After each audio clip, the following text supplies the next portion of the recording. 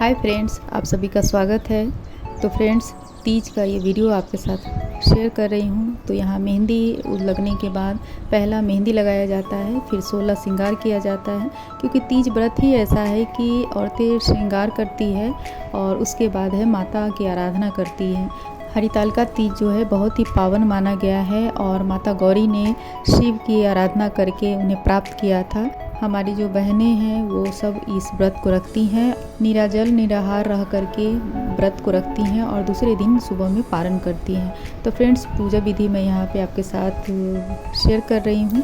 तो यहाँ पे हमने शिवलिंग और माता पार्वती और गणेश की प्रतिमा यहाँ पे स्थापित किया है और वो बालू का बनाया जाता है, इसलिए थोड़ा स्ट्रक्चर डालने में प्रॉब्लम होती है। तो ये गमले की मिट्टी का है। तो इस तरह प्रतिमा बना के हमने स्थापना कर दिया है और यहाँ पे हमने मंडप बना दिया है और यहाँ पे पूजा की तैयारी हो चुकी है फ्रेंड्स।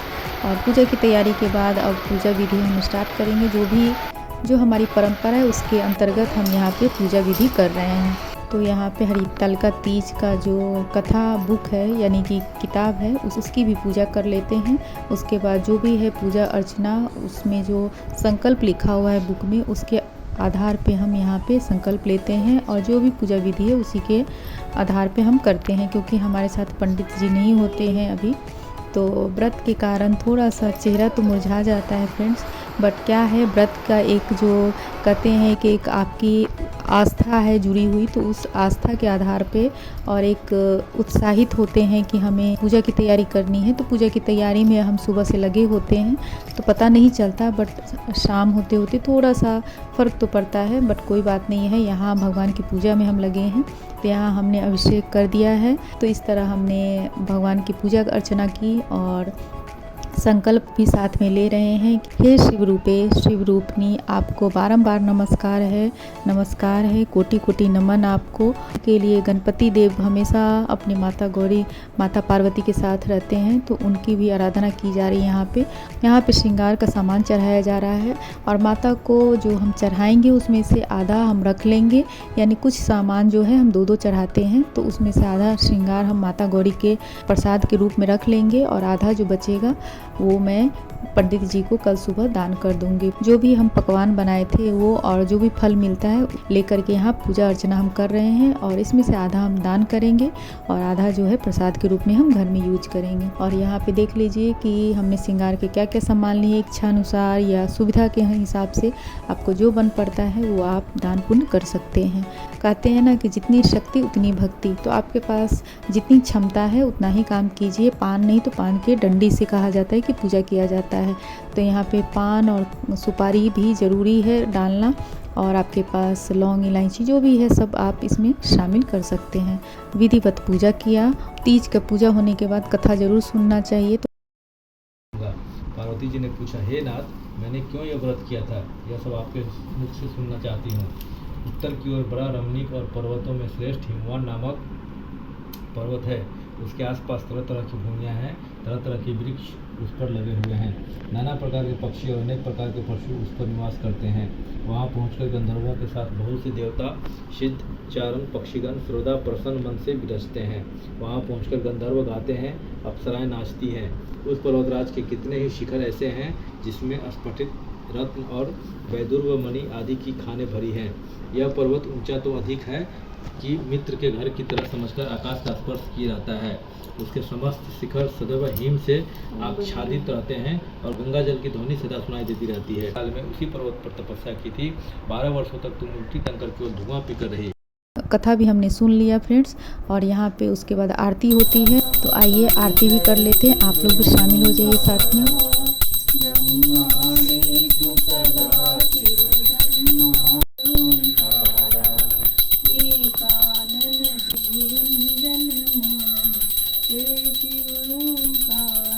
हाय फ्रेंड्स, आप सभी को तीज की हार्दिक शुभकामनाएं।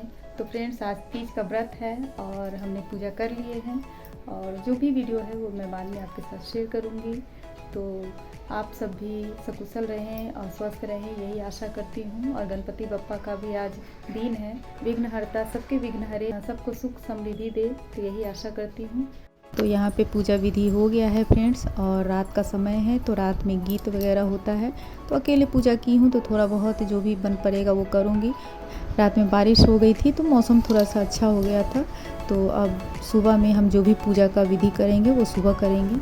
हरितालिका तीज का जो हमने पूजा विधि किया है वो वीडियो आपके साथ शेयर कर रही हूँ। हमारे घर कैसे पूजा होता है, और सभी जगह अलग अलग थोड़ा चेंज होता है, बट मेरे घर में जो होता है वो मैं वीडियो आपके साथ शेयर कर रही हूँ। वीडियो पसंद आया हो तो एक लाइक कीजिएगा, फैमिली फ्रेंड में शेयर करना नहीं भूलिएगा। मेरे चैनल पर नए फ्रेंड्स हैं तो सब्सक्राइब कर दीजिएगा। कमेंट बॉक्स में बताइएगा कि आप लोग के यहाँ भी कैसे कैसे पूजा विधि होती है। तो इस तरह पूजा विधि हमारी समाप्त हो गई है। सुबह के पूजा विधि में आपके साथ मिलती हूँ। सुबह हो गई है, स्नान करने के बाद अब यहाँ पे पूजा करने आई हूँ। रात भर दीपक का लौ जलता रहा है फ्रेंड्स, और अभी भी घी है इसमें। अभी सब जो रात में हमने पूजा की थी वो सब सफाई करने के बाद फिर से भोलेनाथ का यानी शिव जी का अभिषेक करूँगी। तो यहाँ पे अभिषेक करने के बाद माता पार्वती को भी पूजा और गणपति जी की भी पूजा अच्छे से पूजा अर्चना सुबह करेंगे। गणपति जी को मोदक से भोग लगाएंगे क्योंकि चतुर्थी है। अभी चतुर्थी में गणपति जी का पूजन विधि होता है, तो गणपति जी का मोदक से भोग लगाएंगे फ्रेंड्स। उनका प्रिय भोजन है। उनको धुरवा भी चढ़ाया जाता है, तो वो धुरवा तुलसी की आवश्यकता नहीं है, तो तुलसी यहाँ पे उपयोग नहीं होता है। भोलेनाथ को बेलपत्र और गणपति जी को धुरवा चढ़ाया जाता है। तो इस तरह यहाँ पे तुलसी की ज़रूरत नहीं पड़ती है फ्रेंड्स। गणपति जी की पूजा भी हो गई है। माता जकी पार्वती पिता महादेव।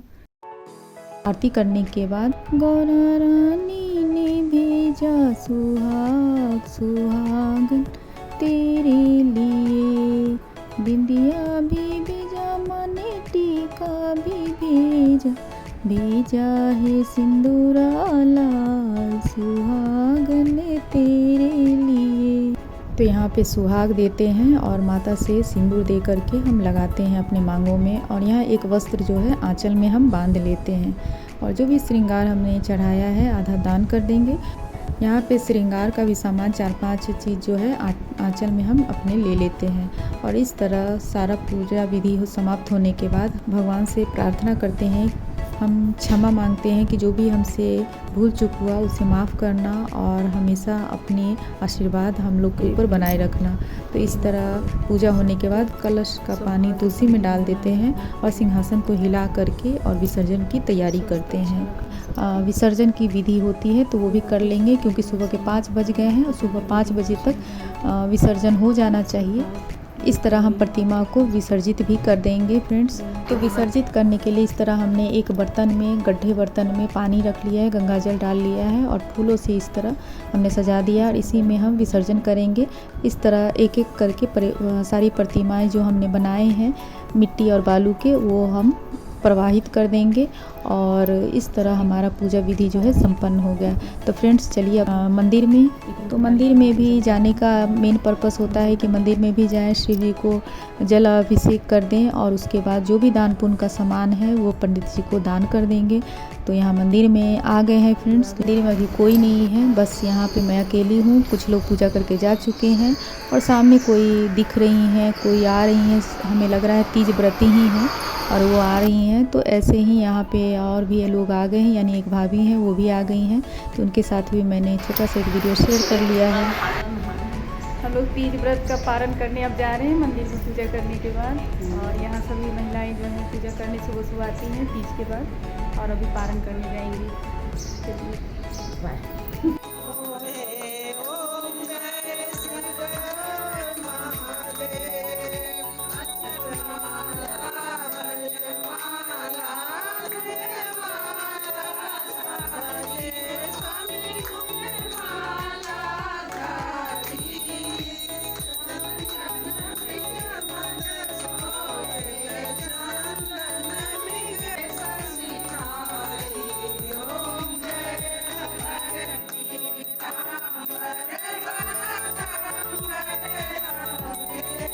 तो छोटा सा एक वीडियो हमारी फ्रेंड का है, एक भाभी का है जिन्होंने हमें भेजा है, वो भी मैं आपके साथ शेयर कर रही हूँ। क्योंकि सामूहिक रूप से भी यहाँ पे तीज पहले 2 साल से कोरोना के कारण नहीं हो पा रहा था, तो अभी इस साल काफ़ी सामूहिक रूप से हुआ है, तो वो मैं आपके साथ शेयर कर रही हूँ कि यहाँ पर बीच में मंडप बनाया जाता है। तीज व्रती होती हैं वो यहाँ पर बैठ कर के साथ में पूजन विधि करती हैं। तो फ्रेंड्स मैं तो घर में की थी, बट ये छोटा सा वीडियो एक भाभी ने हमें भेजा है, उनका वीडियो मैं आपके साथ शेयर कर रही हूँ। आप सभी को भी गणेश चतुर्थी की हार्दिक शुभकामनाएं। जब तक के लिए खुश रहिए, स्वस्थ रहिए, मस्त रहिए। Thank you for watching.